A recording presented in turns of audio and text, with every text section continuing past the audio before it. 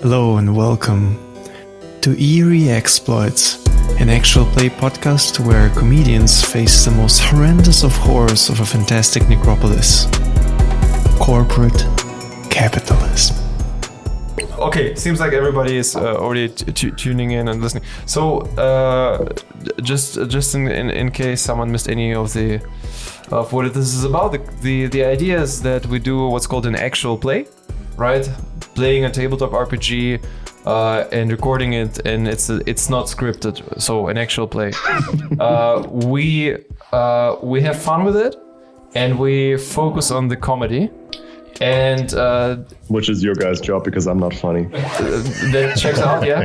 You need a straight guy like the. Yeah, but what you bring to the table is basically the themes in the campaign are going to be often of late stage capitalism, right? Without being proposing solutions too much on the nose, but rather I was wondering, like, how would comedians handle everyday situations in a fantastic setting, and this is the idea of it. So go nuts with it, do what you find appropriate, and Daniel is our just a grumpy old motherfucker trying to destroy you. Daniel is our token lefty. He's he's our token sociology diploma holder or something. Hell yeah! I'm just a hobby lefty. Yeah. Everybody else is people I know from the comedy scene. Harry's, who is sort of hosting us at his place, is one of the most senior podcasters in our scene. I think it's true. He's looking at me surprised, but he's been... I'm believing everything. So. To be fair, it doesn't mean anything. Exactly. Yeah. Switzerland. Senior podcast. I said relatively. Also, just in Switzerland, being a senior podcaster means fuck all. Oh yeah, being anything senior in Switzerland is, if you 2 years in, you're a senior. I'm putting it on LinkedIn next. That's senior podcast. And then Paulina, she's based in Basel. She does theater. She does improv comedy, and also stand up. So she's a good on the spot thinker. We'll see about that. All right, and then we have Joshua, who has started stand up about half a year ago, I think, right? Yeah, somewhere around there. Yeah, and Joshua is not new to sort of narrating through stuff, also thinking on his feet. He's been streaming on Twitch for like about 4 years, I think. Oh wow, something like that. Yeah, and I played some games with him, and I noticed he really can improvise well. And I'm just here to make sure it happens. I had to know your Twitch stream link, whatever. Yeah. I've got one of those. Okay. Oh, you're a Twitcher, man. Tweaker. Yeah. That's on the weekends. Cool. Wait, what do you do on Twitch? Like what? Gaming. So specifically. Thank you. Video games. Joshua. So they're like digital. Yes, thank you. Which video games? A little bit of everything. Overwatch, Star Citizen, indie games, big games. That's cool. Yeah. So you're like you're dabbling in like all the things. Mm-hmm. Cool. And then after hours. Do you do Fortnite? OnlyFans. Yeah. It's for the Patreon stream. Oh, okay. I see. Keep your secrets. All right, excellent. Joshua, do you want to take over and make sure we'll understand our characters? So, again, this is also my first time running a campaign, so it may get a little bumpy in the beginning. We're gonna see. We're gonna take it easy. Roll with the punches. We're not. All right, bring it on. Bring it on. So I've given you guys all character sheets. These are basically just solid templates. I mean, you can change anything and everything that you want, but it does make it, I feel like, a little bit easier for us all to see and have an idea of what each character is capable of. And as there is likely varying levels of experience here, it's just nice to be able to see, what can your character do and what can they do?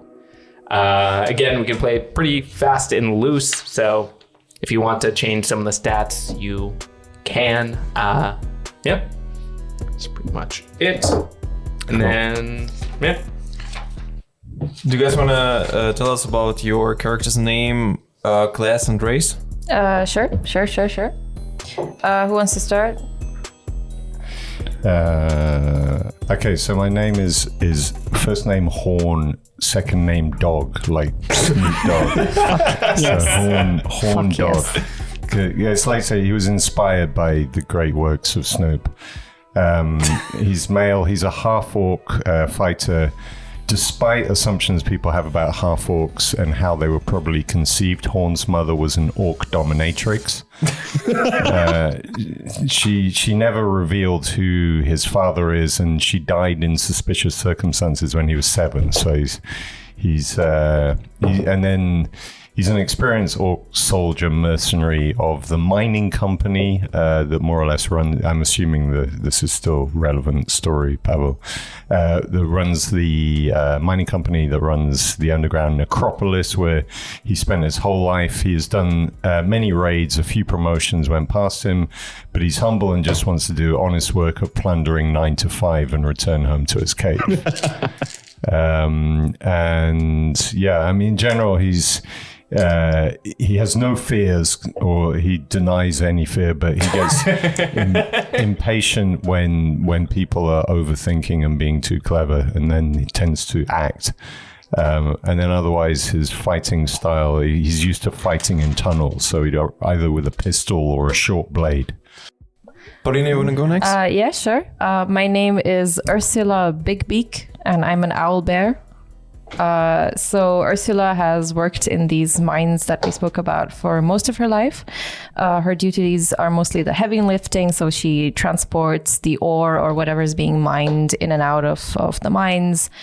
She carries these heavy support beams further into the mines when they have to be like deepened.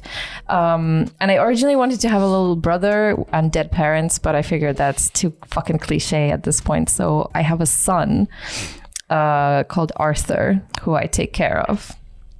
All the owl bear puns, by the way. So because I had to start working from an early age, I have quite a rudimentary education, so I can barely read and I can barely write, which kind of makes me ashamed of my lack of knowledge. But I do enjoy learning new things, even though it's very slow. And in my head, it's more just because she's an owl bear and her eyesight may be really good, but she has severe dyslexia. So that's my heart is telling me that's the truth. What else? She's a barbarian, so she'll fuck you up. I'm basically going to tank this shit. It's going to be great. And Ursula has been dismissed as all brawn, no brain often due to her role in the mines. Even though she is kind of friends with everybody, she is very sensitive to being called stupid or unintelligent.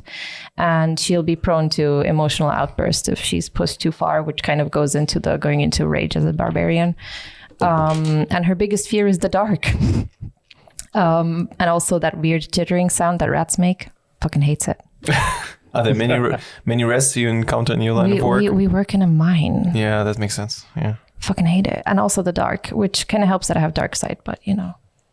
Cool. Still hate it. Do you prefer to be Still called hate it. Ursula or Ursa? Ursula. Well, if you're friends, you can call me Ursa. If you're not a friend, it's Ursula.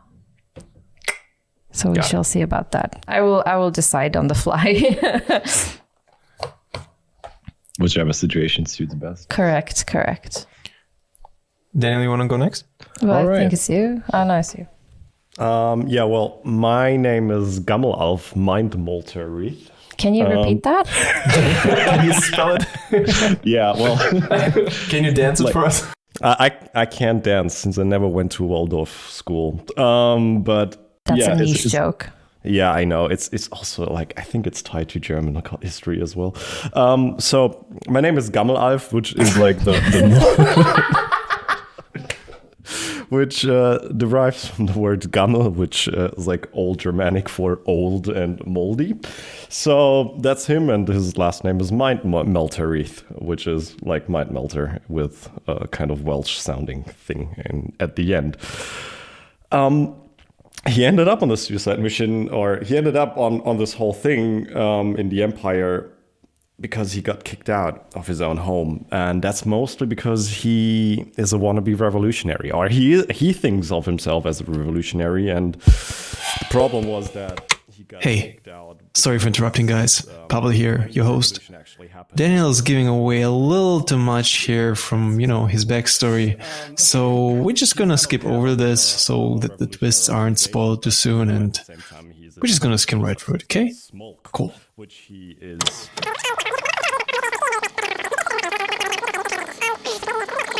He has his friend who also had another relationship. All right. We're almost done, and here we go. From some monks years ago, but that's everything. And my name's Louis, and I'm a dragon person. So wait, Louis with a lisp or Louis with a TH? That's just how I pronounce it because I have a lisp in character. Yeah. So I'm an HR intern and I work at the mining company because that's where my dad works and that's where got that it vitamin was D. easiest to intern in humanoid resources. Let's start with a vibe check. D20? D20, yep. That's a solid 8. Solid 8. If you turn it around, it's an infinity sign. Ursula seems to have rolled a solid 8. Horn Dog, looking mighty fine at 10. All wow. right. Immaculate vibes right here. Louis? I don't think you have to pronounce it that way. Listen, I would hate to, That's how get his my name people wrong. speak, okay? I'm not gonna get some sort of westernized name for you. But would I call you Louis or Louis? Depends on how much you respect my culture. Okay, so if I were to pronounce it correctly, it would be Louis. That's correct. Okay, so it's not just you who has a Unless lisp. you're mocking my lisp, then it's very offensive. I'm saying That's racist against Spanish people. The entire people have a split lizard-like tongue because we're dragon people. Oh. And, You're more like lizard people. we're incapable of pronouncing it otherwise. All right, are we ready to kick off? Yes. I think so. Sweet. So your characters will be introduced at various stages, so you do not start together. So if the scene does not seem to fit you, don't worry. Your time will shine. But kicking off, on the continent of Nefarium, the powerful city-state of Necropolis is once more at war with the dwarven kingdom of Stoneland. The blazing sun scorches another war-torn battlefield as the forces of Necropolis continue to wage their long and bloody war against this dwarven kingdom. Yesterday was a hard day for this battalion of necromancer troops after the untimely demise of their commander, Lieutenant Coldgrave. And one orc seems to stand above the rest, a certain Horn Dog, who has been given a field promotion after the untimely death of Lieutenant Coldgrave. And he's been charged with rallying the troops as they prepare to cross no man's land and confront thy enemy. Knowing full well that this will be the last day for many of the brave Necro army, the troops look to acting Lieutenant Horn Dog for a speech to rouse them up and raise morale. We're all 12. This is happening in the speech with a lot of giggling. I say, friends, Romans, necropolians. Over there is the enemy, and many of you will die or lose a limb, crossing, or be horribly maimed or disfigured. But remember. You were there, and you one day, if you make it, will be able to tell this to your children, and they won't be listening because they'll be, doing other things the way kids do, and no one will want to listen to the story. But remember that the honor of someone is at stake here, and I, Horn Dog, will be with you all the way, leading you from behind to take that battlement over there. Yeah, that was a rousing speech. Yeah, the rousing speech is greeted with a series of claps and cheers. Woo! Yeah! Yeah! Yeah!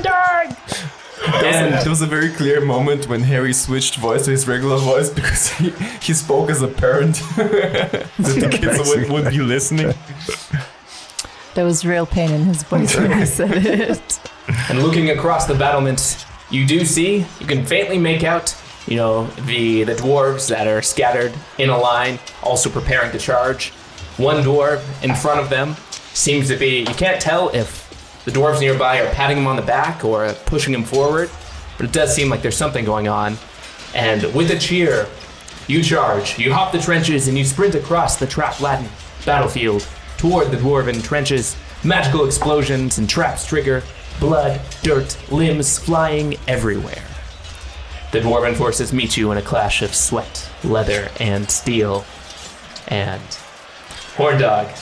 You have Horndog, and not just Horndog, but a certain dwarf, Gamelelf, has entered the fray. You are in the midst of combat. In front of you, Horndog, you see a dwarf with a couple arrows sticking out of his leg. You are free to engage as you so choose. You have a rusty axe that has been given to you as part of the standard weaponry of the army. And this is Gamelelf that I'm... This is not Gamelelf. He is nearby. There seem to be a sprinkling of dwarves around you. As one dwarf we might recognize as Gamelelf is slowly making his way towards you with his partner. But directly in front of you, there is a dwarf who has a few arrows sticking out of him, but he's still ready to fight. And he's looking at you with hate in his eyes. Let's kill him. Fuck that. Should we discuss language? No, I think it's fine. Any language is good, okay. All right, let's see. Too late by now, honestly. Okay, this is your roll, so you roll a natural 20. Oh, fuck yes. Oh, wow, that's a good start. A great start. Call that vibe check. Yep. All right, so how would you choose to finish him? To split him right down the middle, like so In he twain? falls down into two separate halves. Yikes. Just split him. Let's see. Just check on some things. Do you have some kind of tongue-in-cheek one-liner for it? What the? Like a tongue-in-cheek kind of one-liner? He split. Something like that. Let's do the split. All right, so this dwarf, he's crawling towards you. He's limping towards you on his feet, and as he goes to swing his rusty scimitar, you're quite a bit faster. And you're not quite sure if he was born with a bone, calcium deficiency or what happened. Because as you swing overhead, you just cleave through him like butter. Dwarves are supposed to be made a part of your stuff, but it would not seem that... He's been tenderized by the battle before. So we've got a nice cross-section of dwarf here, basically. Yeah, you're covered in viscera. You see like a med student just like pause and take a sketch of the whole thing. Is that it? As you can see, the dwarf, the intestines are a little bit lower than with other creatures. Yeah. You like the Moses of Battlefield splitting the Red Sea of dwarf. That implies like fantasy Moses. Yeah, you're Horndog the fantasy Moses, basically. Separator of guts. Oh Lord. And then can I yell at the other dwarves? Say, Yep. Who will be next? Who will challenge? Or who will be next, sorry. Yeah. Yep. And as if in response to your call, you see two dwarves charging at you out of the fray. One of which is Gamelelf and your trusty partner, Longbeard. And Gamelelf, you have now entered the fray into combat. Some rolls have been made. It would seem that it is your decision first. Oh, it's my decision first. You and your partner, Longbeard. I'm gonna command my partner Longbeard to attack. So Longbeard, forward. Longbeard kind of I almost expect him to yell, Longbeard, Longbeard. I feel like you're playing Pokemon with your friend. And as Longbeard kind of side-eyes you, he grumbles something quietly to himself. And as he starts to move forward, another necromancer troop, another half-orc, charges into the fray to join our good friend Horndog. And he looks at Horndog, and he points at you, Gamalelf, and he yells to Horndog, "Hey, isn't that one of those dwarven generals? I swear he looks just like the poster. There's a mighty fine reward for him." Ah, shit. I say, yes, you're right. Yes, let's get him. And Longbeard, your trusty partner, Gamalelf, kind of takes a step back and says, "No, not our general." All right, and so now you have entered into combat. Let's see. Longbeard, takes a step back. He decides not to engage at this current juncture. Ah, shit. There we go again. All right. So then I'm gonna attack. I'm gonna try to punch the motherfucker. All right. Who are you trying to punch? So, The axe wielding friend. okay. So you are trying to punch the axe-wielding orc.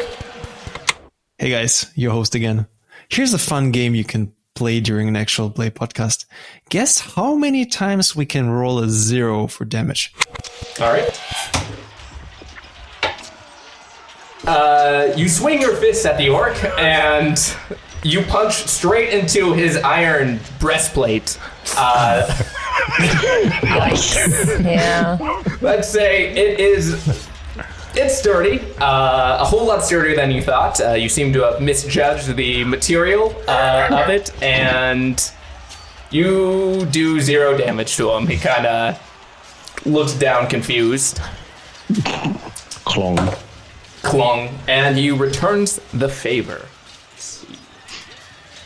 That's how I broke my wrist once in high school. You beat up an orc. No, I beat up my classmate. Well, I beat myself up. I punched him in the stomach and I broke my wrist. Oh shit. Yeah.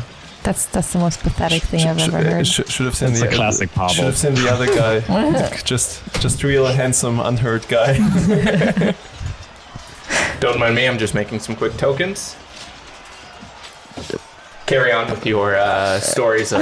Regale us with your stories of combat. But was he had an incredibly six-pack stomach, or? I think so, yeah. Yeah, in my defense, I think he was quite fit. Okay. And I was kind of like now with less beer. Yeah, that's fair. Oh shit. I once, did you ever play the slapping game as teenagers, where you run after each other, instead of tagging them, you slap them? No, I went to a good school. I also went to a very prestigious school. No, that's not true. That's right. I actually went to a prestigious school, so it was Catholic school. So you were slapping each other with like dueling gloves, or? No, just like Catholic school. at Catholic school. No, it was basically a game of tag, but you'd slap the person and then they'd have to slap you. Either way, I broke a guy's nose that way. Oh shit. By mistake. So That doesn't sound like a mistake. You've always been I swear it was a tank mistake. owlbear. I swear it was a mistake. All right, and with that little bit of business taken care of, the orc turns to Longbeard, actually. He honestly doesn't even consider you much of a threat, Gamalov, with that weak punch, at least to him. My friends, that's why I became a general. And so he scoffs and kind of pushes you aside, like brushes past you as though you were nothing, and charges towards Longbeard, swinging forth his axe, and it does seem to make contact. No, she's not here yet. How many owl bears exactly? Owl bear puns do you have ready, Paulina? None so far, but I'll come with them on the fly. Yep, as I say, we are figuring this out on the fly for what works best. So he swings, so the orc swings at Longbeard, who for some reason, just decided not to engage in combat for at least this turn. And it strikes him right across the chest. Now, it's not nearly enough to be lethal, but it does do a whopping 9 damage. So, Longbeard, no. so he's bleeding, but I wouldn't say he's okay, but Do you think he's depressed? maybe. He just had his beard chopped in two. He's now medium beard. Oh no. Split beard. You hate to see that. Split beard. And Horndog, it is now your turn. Every fucking time. And your half-orc partner kind of yells to you also like, yeah, that general, we need him alive also. Okay, then I'll give Gamelelf a thwack to the head with the flat of my rusty axe to knock him out.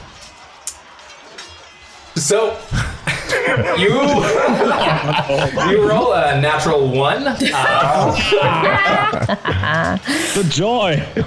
So as you're swinging, you know, I think it gets caught. No, actually, what happens is you're swinging your axe as hard as you can, you know, with the blunt side, trying to knock him out, and you swing a little too hard, and it snaps in half. Hey, see what I mean? Still counting? Are you? Half of it goes flying in one direction. The other half is just a sharp, pointy stick remaining. Okay. If there's anything you would like to say in response to this turn of events. I'm somewhat stunned by the level of crap fighting going on. Like, I went from so high to splitting this guy. Yeah, I mean, maybe it was because I put too much force on the dwarf I chopped in half. These things can happen. You can't get the gear these days. It's late stage capitalism. It's Planned obsolescence. yeah, exactly. Planned It's just not fair. obsolescence, It's and just not fair. you're not allowed to repair your axe. You have to buy a new one after 2 months of use. Yeah, they just made so. Maybe Not to maybe last. do you have warranty on that? So it is now the dwarf Longbeard's turn once more, and he is pissed at this orc, and so he is charging straight at him. He swings, and he connects, actually, and he deals 10 damage in return.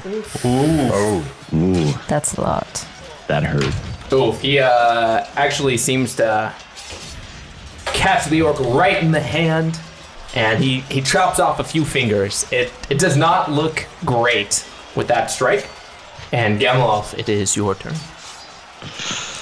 I'm making a run for it. All right.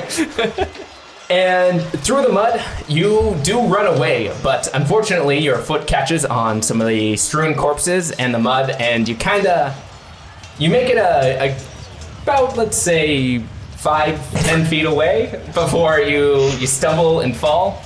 But, you know, it could be worse. You do seem to be, well, as safe as you can be in the middle of a war zone on your knees, with no one in your immediate vicinity.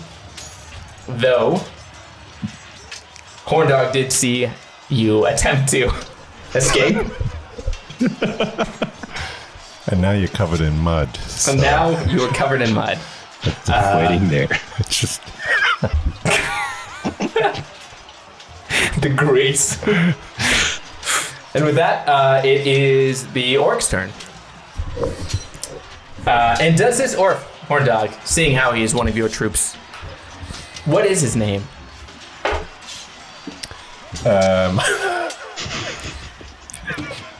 Oh shit. Here we go you don't again. even think of a name on the fly. I mean, he's one of your On the troops. fry? You should know each and every one of them. Well, he's part of the small clan called the Tum clan, and his name is Scro. What's his last name? Tom. Yeah. So, So I say, Fucking knew it. So, Skro may have been the Tum Clan's mightiest warrior, but today is just not his day. Some of the blood from his previous wound seems to have perhaps gotten in his eye, or he should have stretched a bit more, for as he swings to kill Longbeard, he completely whiffs. He misjudges the distance. There might have been a cross breeze throwing off his aim a little bit, and so he swings his scimitar, and it just gets buried in the dirt. It's most unfortunate. And Horndog, it is now your turn. so what do I have of weapons then? So you have Got a beefy stick. I mean, it's one could say it could be like a makeshift javelin, or but it's, think of it like a shovel handle broken off. It's a little jagged. So if someone was like lying face down in the mud, About 10 feet away. I mean, it seems. okay, but I'm gonna support Skro in his struggle against All right. and go as I see Gamelelf is currently floundering in the mud. I'm going to join Skro and swing it or stab at Longbeard with this broken stick. All right, you stab at a Longbeard. It is, well, you rolled a 5. Okay. So you stab, and you seem to catch Longbeard in some of his armor. So you do actually succeed in kind of knocking him over a little bit, but doesn't really appear to do any damage. Okay. And now it is Longbeard's turn. He is not particularly stoked about being stabbed at with a large pointy stick and being cut across the chest. So he attempts to return the favor, and unfortunately his wounds are just a little too much. He tries to grab his... I do believe Longbeard had the scimitar. Yes, Longbeard had the scimitar. So he tries to grab his scimitar in a standard sword fighting grip. But the lack of fingers really gets in the way. And as he swings, he just does not have any power behind it, and it kind of like slips out of his grasp a little bit. He's able to hold on, but yeah, he just misses entirely. Still counting, right? Okay, well, that's the last one. And Gamelelf, you are currently in the mud. It is your turn. Hey. I'm trying to get out of the mud and still making a run for it. All right. We'll say, there's a lot of bodies. There's a lot of mud. Okay. So I'm going to have you make another athletics check. Oh, okay. You rolled pretty well. It's 19. So, your foot kind of catches some poor soul's sternum, and you're able to use that as leverage to just pop right up out of the mud. But as you pop up, you see about 6 half-orc necromancer soldiers start to encircle you from the other direction. I mean, they're a little ways away, but it does seem to be dangerous, as war zones so often are. All right. And if you'd like, you can still try to move. Okay, I'm gonna try to dig myself out of this mess. Okay. Seems like I can't get anywhere besides underground. Okay, you perhaps the nearby soldiers looking on see a dwarf pop up, no weapon in arms, and it was surprisingly spry how quickly he popped up out of that muddy hole, and the soldiers are very confused because he immediately ducks down under and starts clawing away at the bodies and the muck. They're not sure if he's trying to hide or what, but they start to advance. And now it is Longbeard's. Is it possible that Daniel's dwarf is high at the moment and imagines himself to be an ostrich? It is definitely possible. Daniel, what do you say? Well, we're indecisive on that. I like we're not super high, but we may be intoxicated. That checks out. That explains a lot of things. So it is Scrow's turn. He is aiming at Longbeard. He's pretty pissed because, you know, that's what happens when an enemy of yours tries to kill you.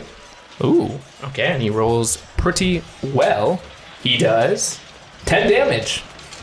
He's swinging his axe, his hefty axe at Longbeard, and it connects. It is quite the blow. It embeds pretty deeply in Longbeard's, you know, side flesh area. Now he is armored, so Joshua, is it a medical term? yes, I do believe so. So it looks pretty rough. Now, thankfully, Longbeard did have a lot of fat on him, so that does seem to have cushioned some of the blow. But he is very... He doesn't look so well. He looks like he's right on death's door. And it is Horndark's turn. All right, seeing that Scro has Longbeard like almost bested, I'm gonna go rushing over to Gamelelf and yell to the troops, "Take him alive!" All right. We'll say you get right up to Gamelelf. The whole. Yeah, right up to the hole because it really was not that far away, so you can still take an attack action. Or and you still have your stick. Come on. I mean, it's better than nothing. Well, can I do something like put him in a chokehold or? Sure, yeah, you can attempt. Could be like a grapple So attack, I'll right? dive on top of it and get my arm around his neck, so in a choke. See if I can choke him out. A loving embrace. Exactly. It's a sensual choking. You take after your mother. All right, well, so you rolled a 7, which is not great in this instance, but it's understood because you're attempting to grapple somebody covered in blood and mud, so they're very slippery. So you dive on top of them, and you definitely do seem to, make contact with them, so that's good. That's a plus. But you're not really able to grab on or put him in a chokehold, but you are thoroughly entangled, and with that, I think we'll move on to Longbeard. So he's like an eel. Exactly. Slippery. Longbeard, yeah, he's bleeding out, man. He's he's not doing too well. He makes a half-hearted attempt to, swing his scimitar, but he kind of just falls to the ground halfway through. So he's not doing too well. Gamelelf, it is your turn. You are currently, there's currently a half-orc laying on top of you, caressing you, it would seem. Here. Roll for seduction. Oh yeah, I would love to do that. No, I'm trying to kick the guy in the head now because I definitely want to get the hell out of here. So you roll a natural 1. Okay, fine, I lied. It was not the last one. You can't make this up, folks. You done fucked up. Yeah, so... Shit, I really should have done my rolls myself. But you can't make this up, folks. So, you're trying to kick the guy who's laying on top of you, and as you reach out with your leg, you... I'm just scissoring him. Pretty much to the effect you think you really should have done your stretches, maybe taken a few more dwarven yoga classes, because... Yeah, your kick is completely ineffective, and it's really just, it's, if you picture like some sort of cutting instrument that you would use for cutting paper, that's kind of the action that your legs are doing on his body. But it was a good attempt. Sure. I'm just imagining these two men just kind of writhing ineffectively in the fucking mud. It's like the worst mud fight ever. Pretty good darkroom experience, I guess. Extremely. Jesus. You can tell that Daniel is based in Berlin, right? Yeah.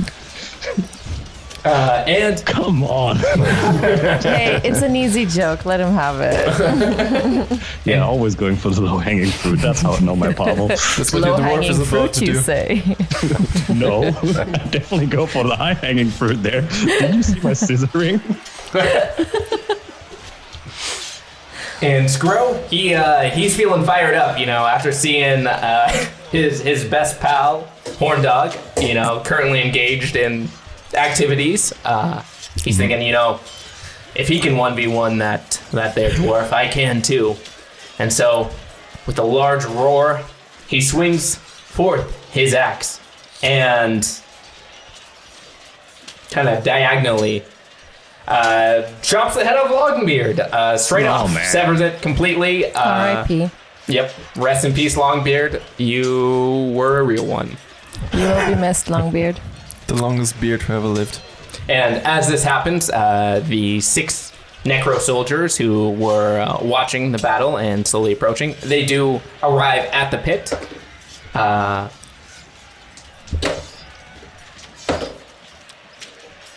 Yep, that'll do. Okay, one of them, with there being 6 of them.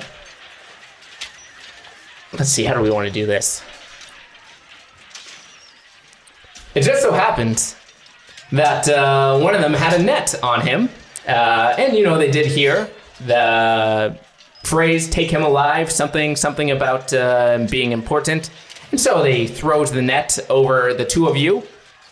Unfortunately, it does tangle you both up, but they're not particularly worried about Horn Dog because he's pretty tough, and they figure it does not look like Gamalal has any sharp tools or implements to be able to stab him, and they do subdue you. And as this happens, let's see. As this happens, it's crazy, but as if on cue, the dwarven army breaks and is routed. There's a horn blowing in the distance, and it would seem the battle has been won for the side of the necromancer army. Fade to black. I think we wrote history here. The first role-playing game survived with rigged dice. And now we are in a whole nother part of the land. It's another day in the Mason and Sons mines. The work is hard, the pay meager, but at least the crew is honest and decent, mostly. Each day brings more of the same. The clinking and clanking of tools is only interrupted by the occasional tremor that shakes the mines. And Paulina, remind us again, what is your character's name? Ursula. Or Ursa for short. So, Ursula, you're mining the hours away, making small talk with your best mate, Derek. He's a bit eccentric. The boys tend to make fun of him for putting flowers in this boiled leather hat, but he's got a good heart. Well, a large heart and even larger biceps. Mm-hmm. And as you're toiling away, you see a group of dead-eyed ghouls shamble past, silent apart from the occasional They're dressed in the same company colors of Mason and Sons. Each ghoul is bearing a burden far larger than any normal man could handle, and in between the pickaxe swings, Derek looks to you and says, I know the company says they're harmless, that each one can do the work of 5 men, but I don't much trust them ghouls. At least we choose to be here, to work day in, day out. They can't even think for themselves. You know, I was talking to Bobby the other day, and he was saying that when they mine and they mine, I mean, Bobby thinks that the tremors are connected. And usually, I mean, we know better. When a tremor happens and we mine, we take it easy, we stop, we let the earth settle a little bit. But them ghouls, they just keep going. Then it just gets crazier and crazier. And I don't know if you've heard the whispers. What happens when them ghouls get stuck in a major tremor. It's horrifying stuff. What happens to the ghouls, Derek? They say the ghouls go crazy. That they lose their mind. Now, I don't understand it. I mean, that's our wise leaders. I'm sure they know what they're doing, but it just doesn't make much sense to me why they would put these things down here with us. Well, Derek, I try not to question these things.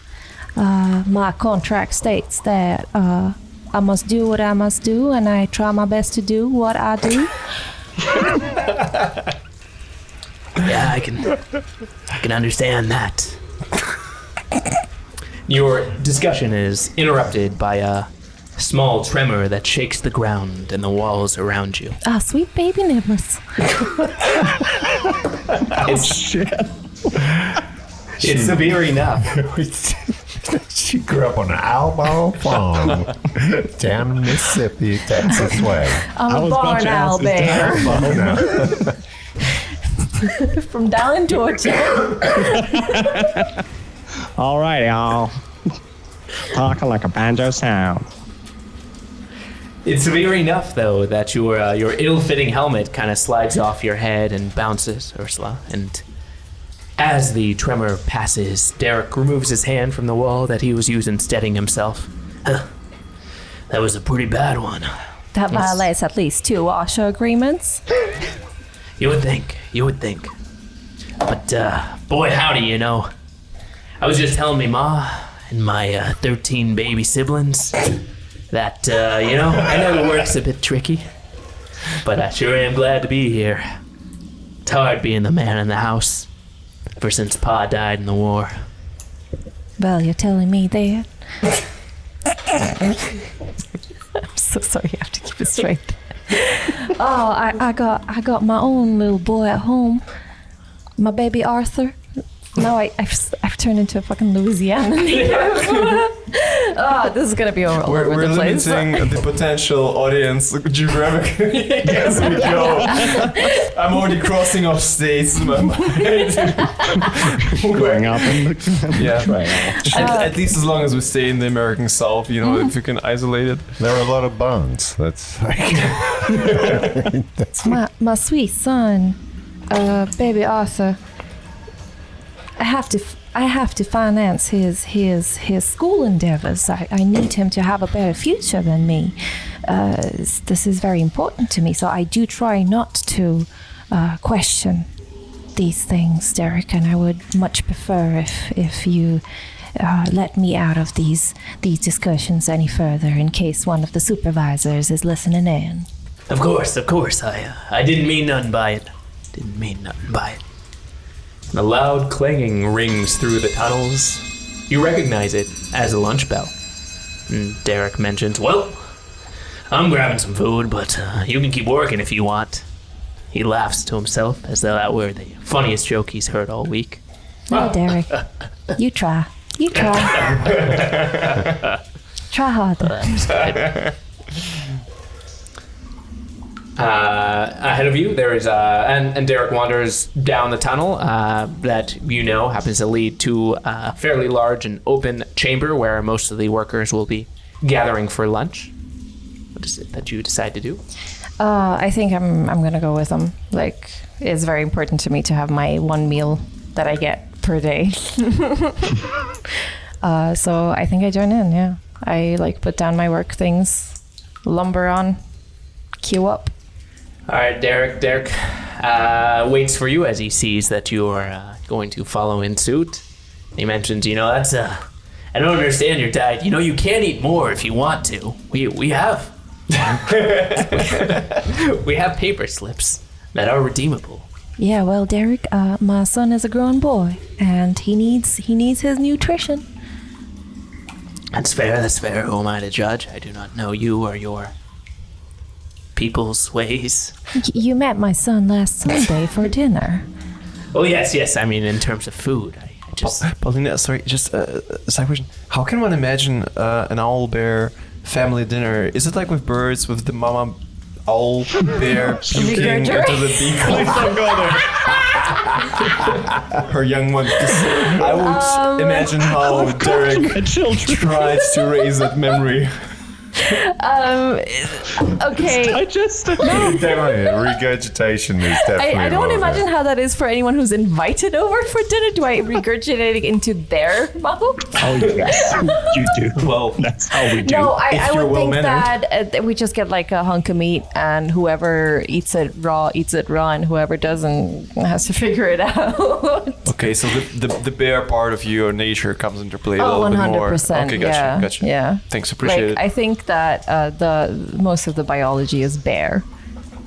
Like the bare necessities. 80%. Thanks for elaborating on that. Or owl. So as you enter into the chamber, you notice that there's a few crude tables set up with some fellas playing some games of chance. A lunch table seems to be set up as well with a large pot of something. Yeah, I was gonna let you know what that was, but you know it's up to you to decide. I don't even know if owlbears eat that. Is there meat in it? Oh, You're boy. not sure yet. As you enter, you notice the wooden beams that support the dining area seem a bit saggier than usual. Might be worth noting to the foreman, but otherwise, the floor is yours. Derek, remind me, have these beams up there yonder been that low? No, I don't think they have. That does seem It does seem suspicious, doesn't odd. it? Well, you can, guess you could talk to Jimmy over there. He, might be interested in that, but for me, I'm getting me some food. All right, I'm gonna go over to Jimmy.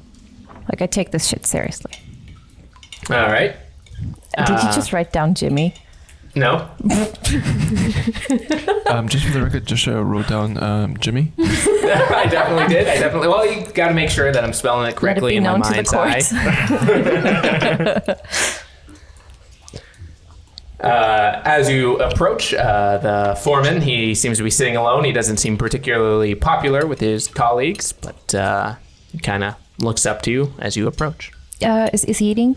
He is eating. He's eating a large bowl of what appears to be gruel. Jimmy, just a real quick second. I don't want to disturb you during your mealtime. It has come to my attention that, well, you see, I take my work here very seriously. You know that, right? You've known me for years at this point, Jimmy. And these tremors that have been going on for the last couple of days have been, how should I say this, worrisome to me and my colleagues.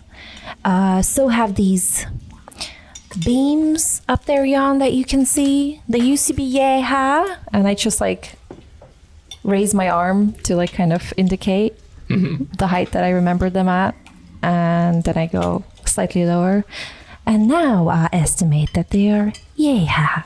Now, Jimmy, I know you are an honest man and a good hard worker, and I suspect that you have some kind of explanation for this. Jimmy kind of breathes out a heavy sigh as though this is the fourth time this conversation has come up this week. What do you want me to do about it? Build a new one? You know, I've told our supervisor time and time again, but he reassured me. The bean counters upstairs, they made sure it was all good, all in the clear. It's, I don't know, it's like bamboo or something. It bends, but it never breaks. Right, Jimmy. You do know that I helped build these rafters. Sure, we all did. Yeah.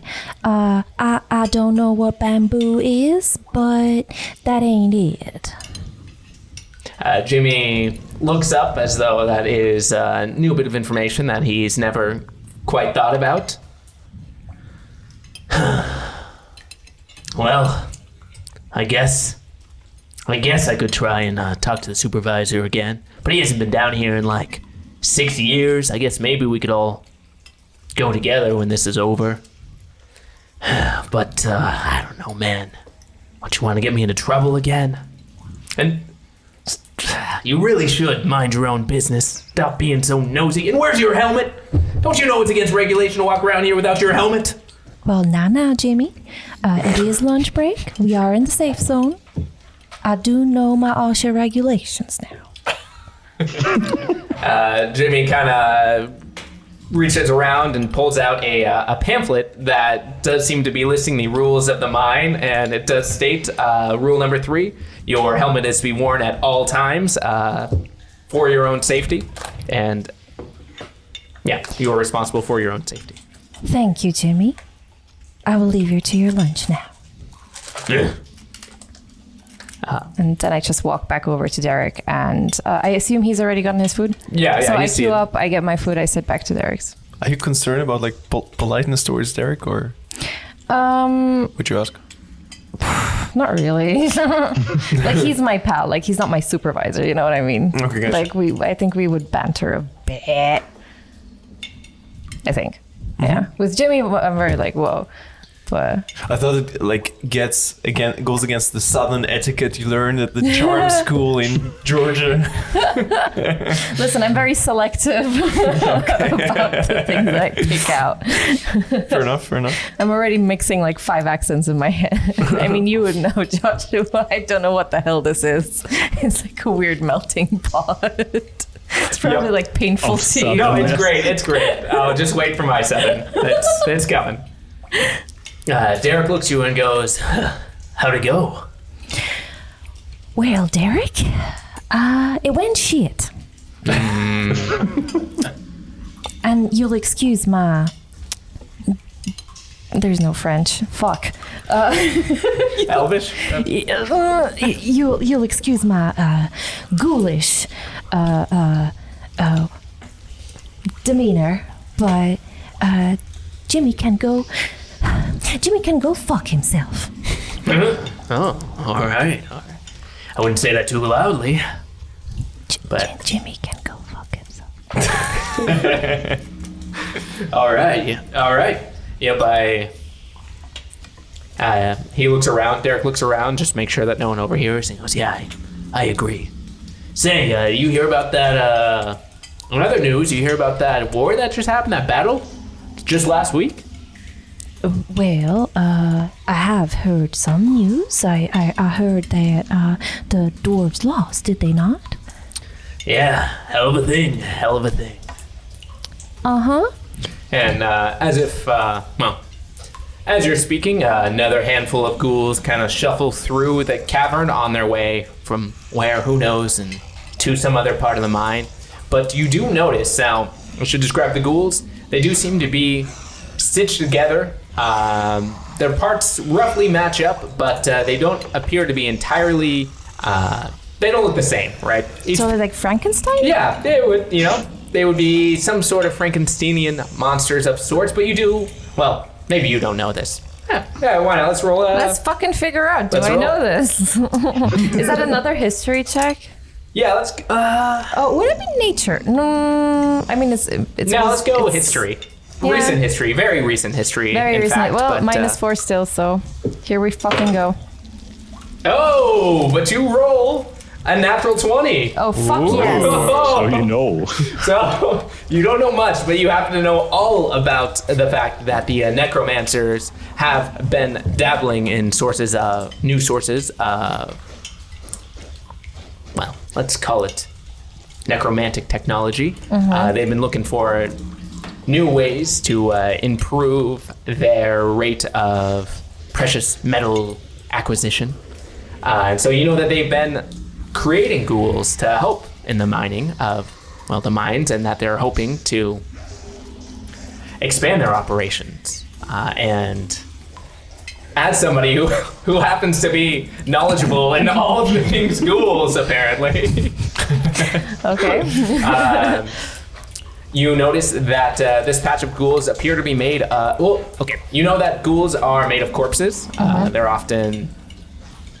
Yeah, maybe you're not quite sure where they get the corpses, but you do know that they are made of corpses, and They're they basically resurrected corpses. Yeah, basically. Though not entirely sentient on their own, they can follow basic instructions, and they will just work and work and work day and night, 24/7. And you find it perhaps interesting that this new batch of ghouls appear to have a lot of dwarven parts to them.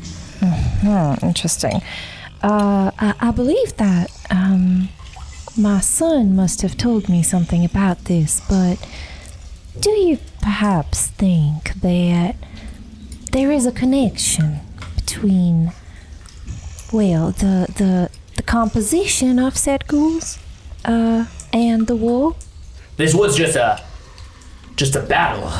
The war is still ongoing, but no, I mean, they couldn't replace us. They care about us and they value us. Well, And they're not all bad.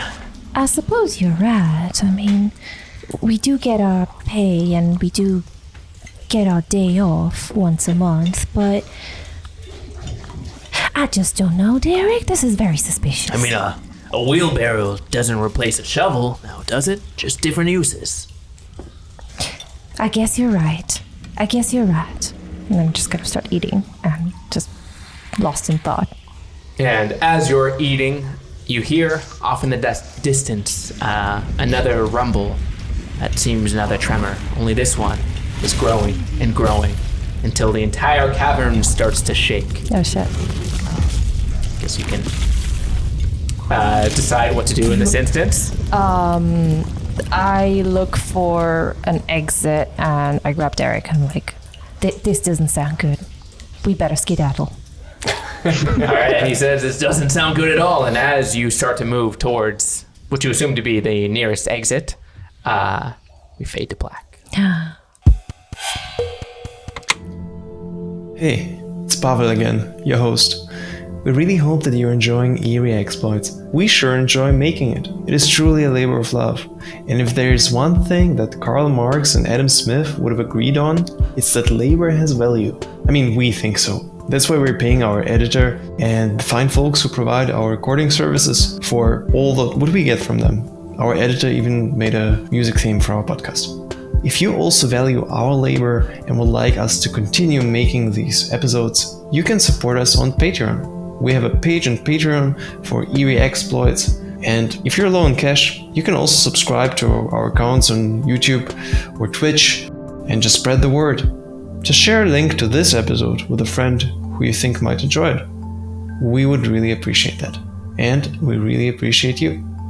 Enjoy the rest of the episode.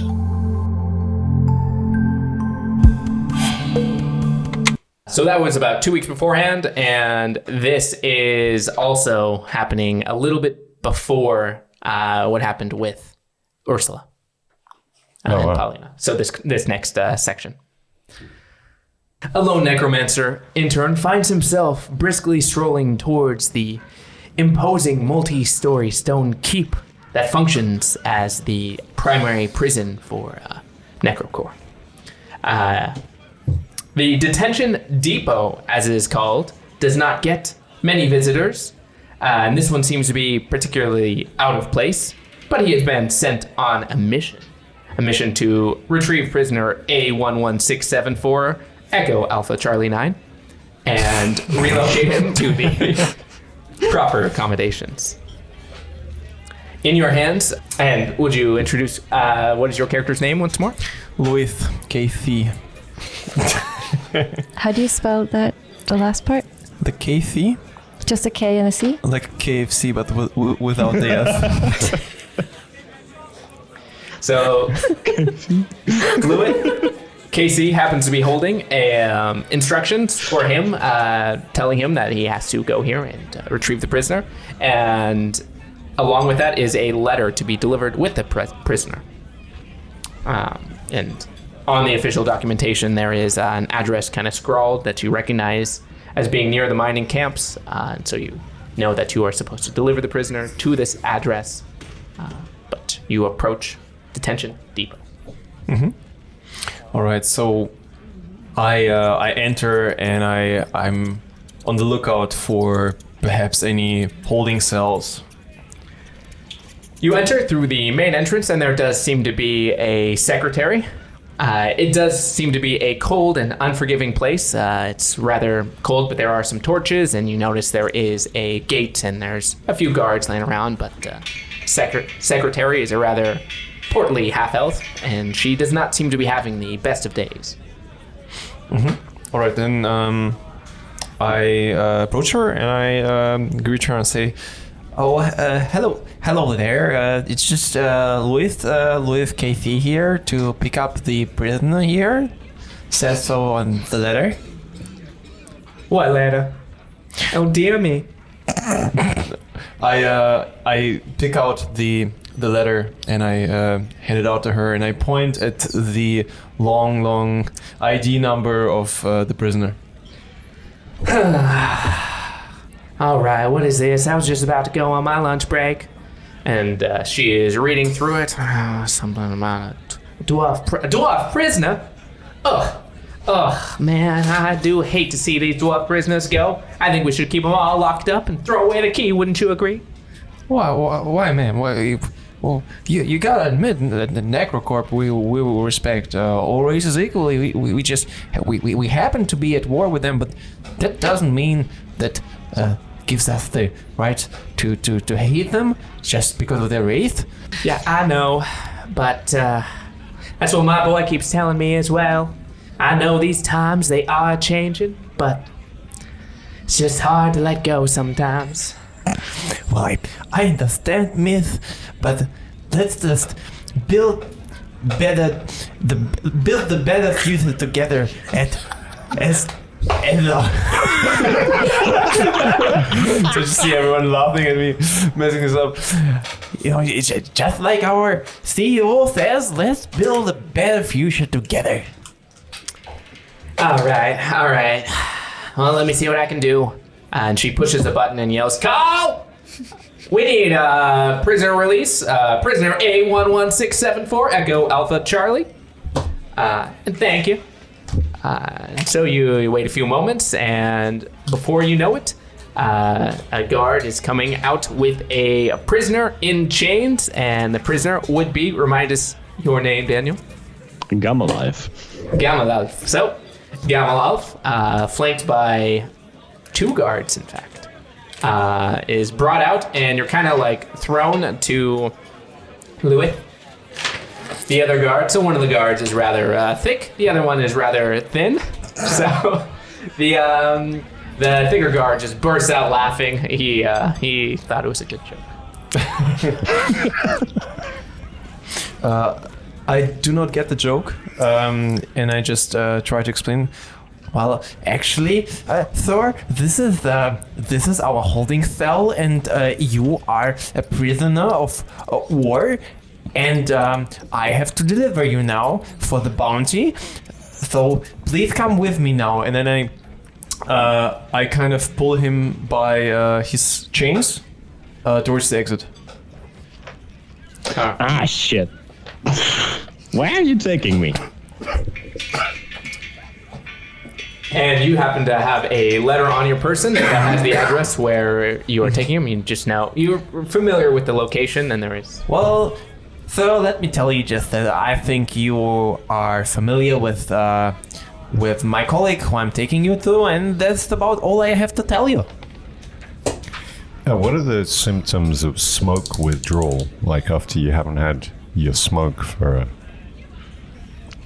Basically, I haven't slept the entire time where I stayed there. Like, I can't sleep. I'm a mess. I didn't really eat also, so I'm in a really bad state right now.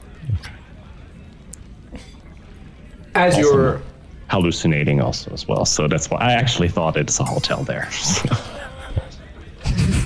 As you are making your way towards the directions listed, you do happen to notice a shifty-looking half-orc who, is kind of just lounging, but you recognize as somebody who has dealt in a lot of smoke that this guy might be able to hook you up. But you are still in chains, or at least handcuffed. Is that already on the street? This is on the street. Okay, gotcha. This is a completely separate half-orc guy. Just All you're right, walking by him. And I still got Luth like right beside. Yes, me, yes, or- yeah. Literally, Okay. it's I taking keep you somewhere. dragging you on. I'm singing a melody. I'm very cheerful. Remind me again, what's your name? I'm asking Louis. Oh, this is so nice of you to ask. My name's Louis. And where's that accent from? I actually don't have an accent. I speak how everybody in Necropolis speaks. You are just new here, I understand, but this is how people speak here in Necropolis. All right, Louis, listen. I had a very rough stay in that hotel, and I really need to smoke up right now. And this guy over there, he might sell something. And the thing is, I'm broke, and you need to buy that shit for me. So I would like to have a charisma check on that to convince Louis to buy me shit. All right. Okay, you roll an 11. Wait, doesn't he have to do a saving throw? In this case, yeah, all right, we can do it. It's a beat an Okay. 11, right? Yep. You rolled a 6. So Okay. he is very charismatic somehow. This way. All right. My thing is, I'm pretty young and innocent and naive, so I don't really know what smoke is. But I say, well, sure thing, mister. I mean, sure It's thing. just Mads, man. you It's are- just Mads. I need that for my call. We at Necrocorp, you must know, we treat our prisoners quite well and fairly. If that's what you're in need of, I can sure. I'm also adding S's where they are none now. That's part of my thing. I Your can, accent is really weird. Where's that from? well, it's how our dragon people speak, sir, and you'll have to learn the more time you spend in Necropolis. It's not impolite to point it out so often. And then I approach the half-orc. The half-orc, he's got some slicked back hair, and he's surprisingly nicely dressed, and he jumps up at your approach. It's clear, or at least it would seem that he hasn't had any customers in quite a while. He says, good evening, good day to you, sir, good day to you. Can I do anything for you? Oh, yes, sir, I sort of hope so. Now, my acquaintance here is in need of some smoke, he says. I understand it's perhaps some medication. Oh, smoke. Oh, man, that's, I haven't had anyone request smoke in quite a while. Are you sure I can't interest you in some, say, and he's kind of rifling around his pockets, and he pulls out a vial of some yellow kind of mucousy fluid, and says, are you sure I can't interest you in some slug juice? You two fine chaps seem like you might be into that sort of thing. I'm just looking puzzled now, and I turn to Daniel to figure out what he says. I'm just shaking my head and pointing out that we need smoke right now. Okay, then I turn back to the dealer. Oh, excuse me, sir. No, that it seems it won't do. All right, serve yourself. And he kind of uncorks it and downs half the vial. He doesn't know the first rule of dealing. Like, He does not. Perhaps He's not that is very good at his job. no. why he has not had very many customers. And so he It's a long time. pulls out a packet of something that you recognize seems to be smoke, and says, "Well, all right, I got what you need. I got it right here. But listen, as much as I'd love to give you this stuff for free, I just can't. So money." Does he just say Payment. that? Yeah, he just says it straight up. He's not really good in the whole business realm. Sir, surely you can understand that this man is sick. He needs his medicine. Oh, I understand, all right. We're all a little sick. And he kind of like nudges him with his elbow. Do I actually have any currency on me? You've got some currency. You also have any jewelry or any personal items that you might Pawn have. off. Okay, Yeah, pawn off. I look at Gamelalf, considering how sick he looks to me, sort of how badly does he actually need the medicine? And Daniel, how do you describe your appearance at the moment? I look like a living hell. Like, as I said, I didn't sleep for quite some time. I barely ate at that beautiful restaurant that the hotel had to offer, which was, as you can imagine, probably not that great. So I look like a mess. Also, I'm still wearing my prison clothes, which are honestly just a bunch of ropes tangled up together to, not show off everything to all of the world. Gotcha. Okay. So Jenkins is surprisingly does not seem to mind at all that he is perhaps selling to a prisoner. Gotcha. Right. So as Luis, I'm saying, good sir, I can't make you enter Necropolis, be it even as a prisoner, and think that we don't take good care of any person who enters Necropolis in the name of Necrocorp and of the Masons and Son Mining Company. Well spoken. Well spoken. And I as I speak, I happen to spit a lot on the dealer. He kind of wipes his face a little bit, but he's got a broad smile still that he's been wearing the whole time. And he likes to be spat on. Slightly vacant look in his eye, but... Good sir, how much will the smoke be then? One smoke. One smoke, oh yes, one smoke. It has been a long time. And he's kind of like thinking to himself, it's like, yeah, how much did smoke go for again? Let's go with 20 silver pieces, and you have more than enough on your person. Well, there you go then. And I hand him over the silver coins. Well, pleasure doing business with you. Thank you. And he hands you a small pack of smoke. It should be good for 10 smokings. What kind of consistency does it have? Is it literal smoke in a bag? Is it something you have to put fire to actually create the smoke? It's something you can ask our... But what is it? Okay, so Daniel, what does it look like usually? What would you expect it to look like? Like, it's a brown kind of substance. It looks like, maybe like hash or opium, kind of like this kind of like brown greenish, like it's like a paste kind of. Okay, gotcha.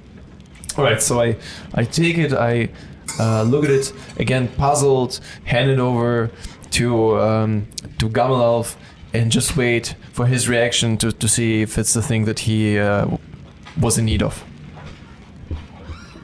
And he absolutely was in need of that. Like, usually he would just smoke it, but he is so desperate for it, he just bites a chunk off and starts chewing on it. Okay, my reaction is... This was very tasty, sir. Thank you. It's quite the... Are you certain it's the right medicine for you? It's a very good quality. I figured it would be something you smoke, as the name suggests. Yes, but do you got a pipe on you, sir? Oh, I do not. I do try to keep myself quite healthy. All right. So you're not the fun-loving kind of type, aren't you? And so... Oh, no. Just, since recently this job has been my kind of fun. Now, let's tag along then. We still have quite a way to go. All right, let's go then. So you wander. You're pretty sure you know the direction, but the rolls seem to disagree. And so you find yourself wandering for several hours through the town. But eventually you find the right location, and you find yourself at the mining corp, or at the mining camp, and you spot the house that you are supposed to go to. And so you go up and you knock on the door. Sir, I just want to mention, I am terribly sorry for dragging you through this town for so many hours. In fact, I know that we've been walking about 7 circles, and I just feel like some of that smoke you chewed, that perhaps I must have inhaled somehow, or perhaps all your chewing and spitting somehow got some of it into my mouth. I do feel a little confused, a little more than per usual. But we're here now, and it was a pleasure meeting you. Is all I can say. And I guess our paths will now go separate ways. And you were free to also knock or yell or whatever you want. Well, yeah. No, it's up to you. As you already mentioned, I knock on the door. And then if you have a response. I didn't know that we were running in circles because I was intoxicated. So I had a very fun time just walking around, strolling through the city. And I'm very grateful for the stroll we just had. So out of all the joy, I'm hugging him and telling him goodbye. And so I hope to see you again, sir. I had the best time of my life. And I shed a small tear while doing this. And I respond equally emotionally by licking my eyes because I don't have eyelids. Ew. Hey, come on now. That's terribly offensive towards dragon persons. You lick your eyes? Yeah, it's the lizard way. So looking. I thought you were a dragon. A dragon is a big lizard. So as you go to knock, you notice there's a little nameplate on the side of the door, and it is a beautiful house. Does seem to be rather old, but it is built on a hill. It's just gorgeous. So you notice the nameplate on the house says, one Mr. Horn Dog, and you knock.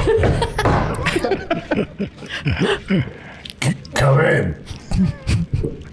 All right. Open the door and open it for Gamalov. Wait for him to come through politely. I'm going through. You enter the house. Mr. Horndog, sir, are you in here? Yes. Do you have the prisoner? Yeah, he's here, perhaps a little bit intoxicated, but he is. Aha, we meet again.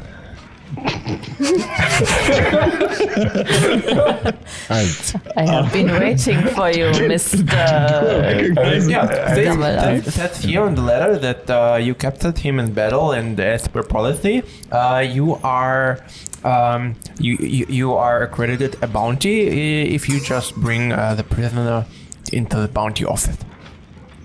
Or he will be assigned to me as my permanent slave. That is perhaps a little against the laws, sir. Wait, but what? The bounty is in store. But when we were wrestling in the mud. Once again, I look very puzzled at both of them. And you hand him one of the letters as well that is accompanying. Or if you want, but you have a letter for it. Yeah. I hold it in front of me and I hand it over to Horndog.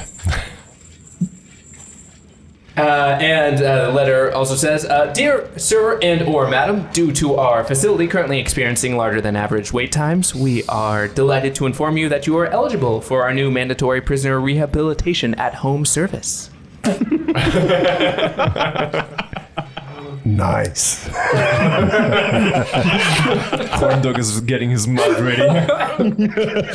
Nice mud bath. Truly living up to his name.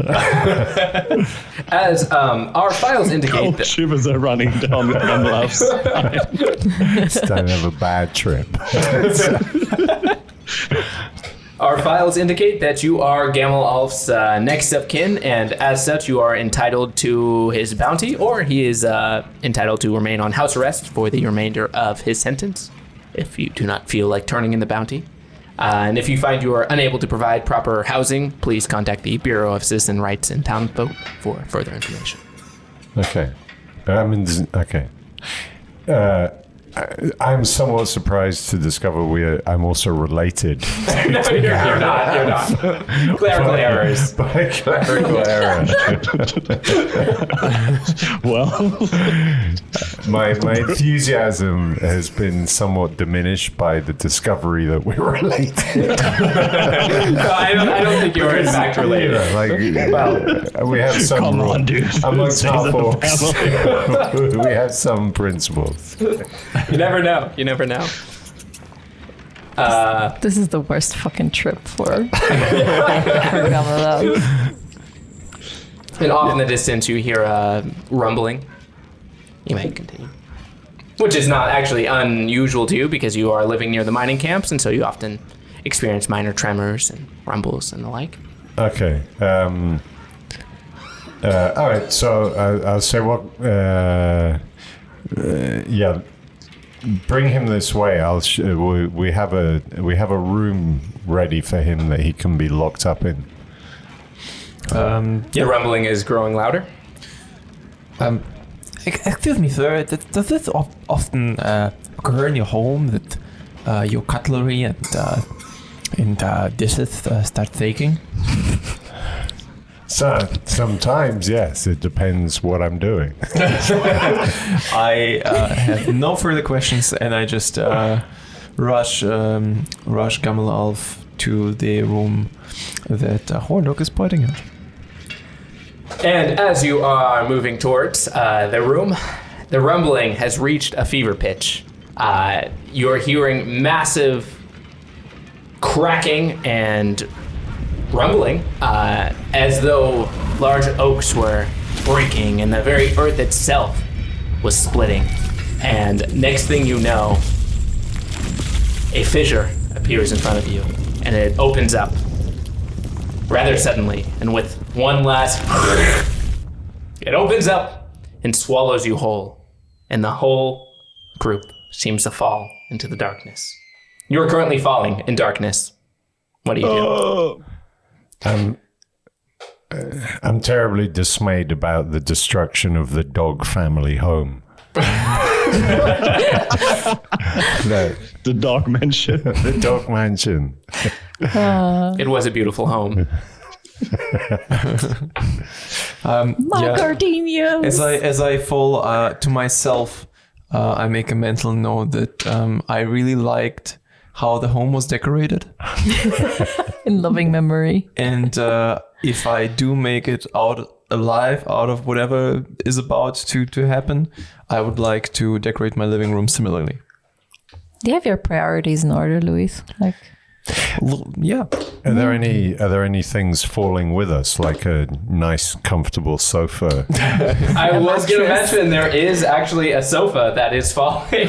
comfortable mattress to land on. As well as some dishes, half a rug, various place settings and things you might find in I a have home. a question about the Dragonborn. Yes. Because I'm a humanoid kind of... I'm basically like a cross between You human do not and have dragon. wings to allow you to fly. I don't have wings, right? do Okay, not. I see. And then as I fall, I wish I was a little bit more dragon than human. As you're falling, you are falling into darkness, and then the earth, you can still hear it is shifting all around you. And strangely enough, below you, there seems to be some light peeking up. And as it opens, you see a large open cavern. And it would appear that there are people, oddly enough, beneath you as you're falling. Okay, and It's always scary when Joshua makes a face after looking at dice. I rolled something, and I have to think about how I want to do this. What's about to happen? Okay, while you're thinking, my character Louis is considering if what he's seeing, first the light made him think of perhaps heaven, then he saw that there's people he thinks he saw on the street someday, so perhaps it's hell after all. So Gamalov is just very, very much having the worst trip he has ever had. It's not Gamalov Day today. And he's just throwing up in panic. So he's like throwing up while he's falling. So basically he's just like Throwing up all over himself, probably. Yep, that's what he's doing. Oh, boy. Yeah. So, and he's also clinging to a leg of someone he's not really sure and crying for his mother. Aw. So as you're falling, now we swap perspectives to Ursula with Derek. She is currently running, looking for an exit, and oddly enough, you see light come above you that was not there before. Oh, shit. What the fuck? And you have just enough time to utter that as you are promptly, as a stout, stocky dwarf promptly lands on top of you, followed It's raining dwarves. followed by Horndog, followed by Lewis. Yeah. And followed by a couch. I take offense to the thump of me falling is equal to the thump of a couch falling. I'm stunned by the sudden addition of sound effects. The production value just went through the roof. I'm like, do you know how much editing this is going to be? And the rumbling seems to have come to a stop. The ceiling cavern seems to have closed up once more, and you are all collapsed in a heap. The couch that has landed on top of you, while not comfortable, could have been much worse. And Paulina, I'm sorry. Oh but boy, do I take damage? Yes, but you are actually pretty okay. Wow, surprisingly, you're very okay. You only take 1 damage. Oh hell yeah. Yeah, I don't know if I guess you saw them and you were prepared. I guess Somehow. yeah. I just kind of lunged away, and it still like brushed me, but like I'm mostly fine. Yeah, surprisingly, all of the various couch cushions and artifacts seem to have broken your fall. It wasn't that high of a distance, but surprisingly, you make it out okay. And as the dust settles, you look around and you notice that many of your other coworkers did not seem to make it out God. quite so well. Under a particularly large rock nearby, you notice the arm that seems to be the arm of a certain Derek. I throw up. That's fair. All right. right over what's his face. Like He's already covered in puke. A little more won't hurt him. Gummalelf? Gummalelf. All right. Come on, bring it on. Bring it on. but it's like a ball of feathers and little mouse bones. No, I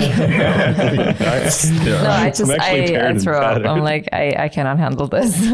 I've seen like accidents, but mostly like You know, to a it's regular just too much. to a regular owl, you throwing up would just be lunch. Yeah.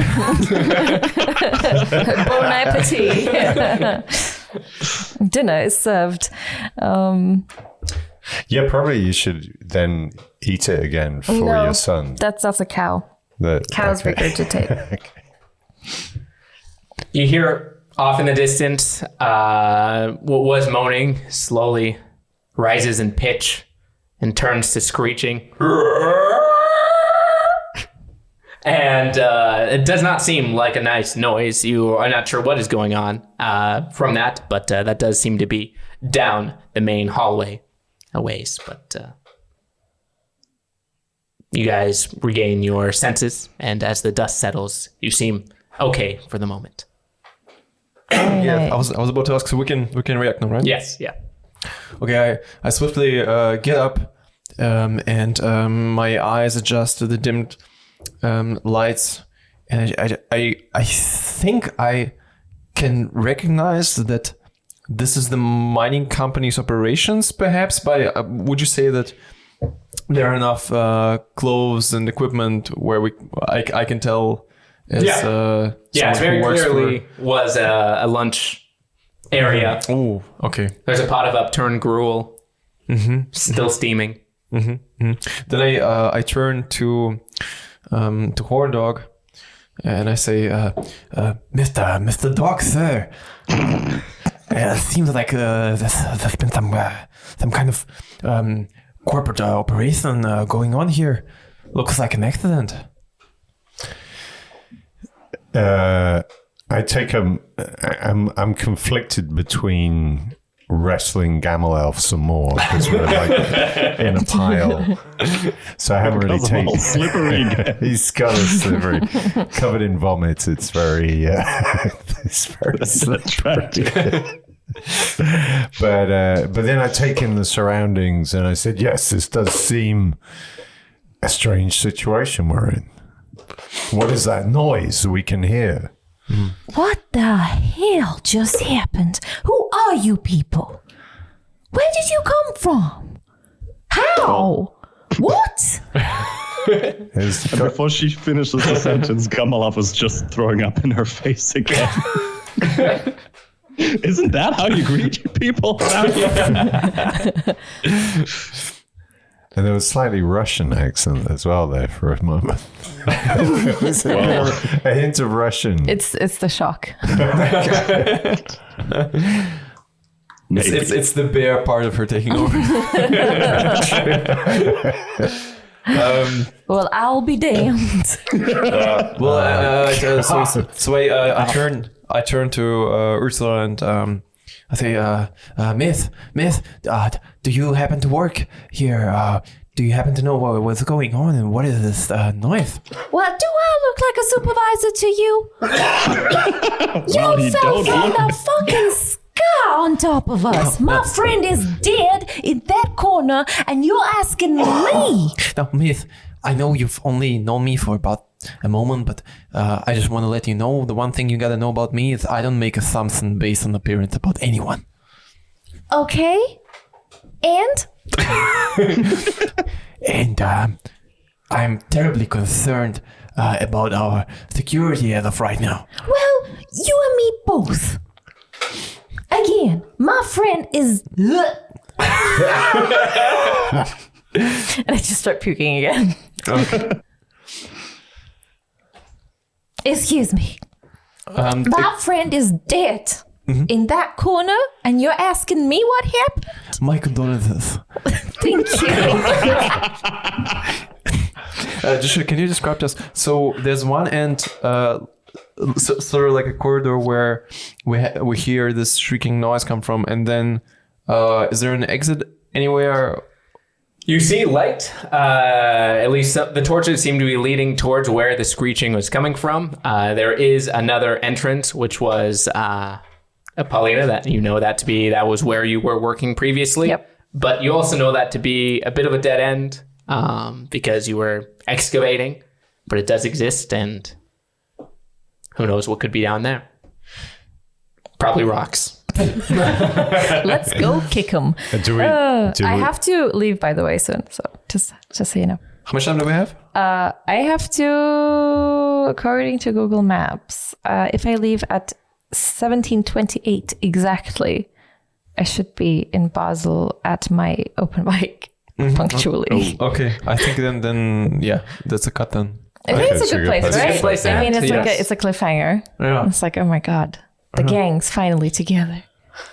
Horn dog. This is actually just prologue 4 of Louis. 13.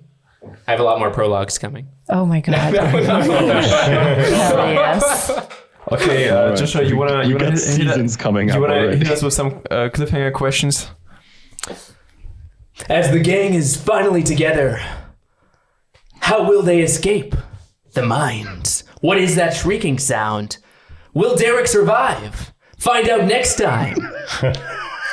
Isn't he dead? I think she's smashed. You haven't checked his vitals yet. I have a passive perception of 13. Is he dead? Probably. Oh man. That was fun. Thank you for listening to Eerie Exploits, an actual play podcast where comedians face the horrors of a fantastic necropolis, corporate capitalism. You can find us online on Instagram to keep in touch and stay up to date on all our future releases as Eerie_exploits. You can find our players, Paulina Patare, on Instagram as thatpatare, Pathare. Daniel goes by Daniel Gagarin, Gagarin. Our DM, Joshua Sussman, goes by Joshua R. Sussman, written Sussman. Our guest of honor in this episode was Mr. Harry F.cks, who goes by Harry F.cks. And I am your host, Pavel, and you can find me as Pavel Comedy, Pavel Comedy. If you would like to watch us play, then you can find us as Eerie Exploits on Twitch, and you are very welcome to join our live streams to interact with us as we record the episodes. If you like this episode, it would make us very happy if you would subscribe to also be notified whenever we release next ones. We're gonna have a new guest comedian on each, or at the very least most of our episodes, and we appreciate your feedback. And if you want to give us 5 stars on the podcast app of your choice, that would make us even happier. Take care and stay safe with that Necropolis out there.